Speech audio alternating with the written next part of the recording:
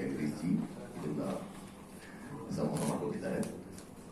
ರಾಷ್ಟ್ರ ಮಟ್ಟದ ಸರ್ಕಾರ ಭಾರತೀಯ ಮಹಾಮಂತ್ರಿಗಳಾದಂತಹ ದಳವಿಜಿಯವರು ವಿಸ್ತೃತವಾಗಿ ಉಪಯೋಗದ ಮುನ್ನ ನಮ್ಮ ಅಖಿಲ ಭಾರತ ಮಟ್ಟದ ಕಲಾ ಸಾಧಕ ಸಂಗಮ ಈ ಕಾರ್ಯಕ್ರಮವನ್ನು ಕೈಗೊಳ್ಳು ಮಾಡಿದ್ದಾರೆ. ಸಂಸ್ಕಾರ ಭಾರತಿ ಕಲೋತ್ಥಾನಕ್ಕಷ್ಟೇ ಅಲ್ಲದೆ ಕಲಾಕ್ಷೇತ್ರದ ಮುಖಾಂತರ ಸಂವಹನ, ಸಮನ್ವಯ ಇವೆಲ್ಲರೂ ಒಟ್ಟಿಗೆ ರಾಷ್ಟ್ರ ನಿರ್ಮಾಣಕ್ಕೆ ಏನ್ ಮಾಡಬಹುದು ಅನ್ನೋದನ್ನ ತುಂಬಾ ನಿಶ್ಚಿತವಾಗಿ ಕಳೆದ 4 ದಶಕಗಳಿಂದ ಮಾಡ್ತಾ ಬಂದಿರುವಂಥದ್ದು ನಮ್ಮೆಲ್ಲರಿಗೂ ಸರ್ವವಿದಿತವಾದ್ದು.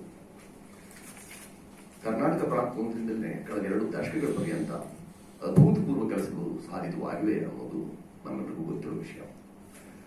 ಸಂಘ ಪರಿವಾರವಾಗಿ ಕೇವಲ ಯಾವುದೋ ಒಂದು ಚಿಂತನೆಗೋ ತತ್ವಕ್ಕೋ ಸಿದ್ಧಾಂತಕ್ಕೋ ಕಟ್ಟು ಬೀಳದೆ ಕಲಾಕ್ಷೇತ್ರದ ಉದ್ಧಾರ, ಬೌದ್ಧಿಕ ಔನ್ನತ್ಯ ಇವುಗಳನ್ನ ರಾಷ್ಟ್ರ ನಿರ್ಮಾಣದ ಹಿತದ ಸಂದರ್ಭ ಸಂಸ್ಕಾರ ಭಾರತಿ ನಿರಂತರವಾಗಿ ನೋಡಿಕೊಂಡಿದೆ. ಮತ್ತೆ ಉತ್ಕೃಷ್ಟತೆಗೆ, ಅಚ್ಚುಕಟ್ಟುತನಕ್ಕೆ, ಶಿಸ್ತಿಗೆ, ಸಂಯಮಕ್ಕೆ, ಸಂಬದ್ಧತೆಗೆ, ಸಾಮಂಜಸ್ಯಕ್ಕೆ, ಸಾಮರಸ್ಯತೆಗೆ ಹೆಚ್ಚು ತಾವು ಓಡ್ತಿದೆ ಅನ್ನೋದನ್ನ ನಾವಿಲ್ಲಿ ಮಾನನೀಯ ಮಾಡೋದು.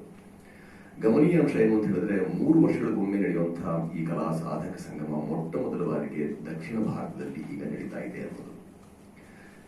ಈವರೆಗೆ ಅದು ಉತ್ತರ ಭಾರತದ ಅನೇಕ ಕಳೆದ ಬಾರಿ ಅಂತೂ ನಮ್ಮ ಕೊರೋನಾ ಸಮಯದಲ್ಲಿ ಅದಕ್ಕೂ ಸ್ವಲ್ಪ ಮುಂಚಿತವಾಗಿ ಕುರುಕ್ಷೇತ್ರದಲ್ಲಿ ನಡೆದಿದ್ದು, ಈಗ ದಕ್ಷಿಣ ಭಾರತದಲ್ಲಿ ಮೊಟ್ಟ ಮೊದಲ ಬಾರಿಗೆ ಅದನ್ನು ಬೆಂಗಳೂರಿನಲ್ಲಿ ರವಿಶಂಕರ ಆಶ್ರಮಗಳಲ್ಲಿ ನಡೀತಿರುವಂಥದ್ದು ನಮ್ಮೆಲ್ಲರಿಗೂ ಹೆಮ್ಮೆ ಸಂಗತಿಯಾಗಿದೆ.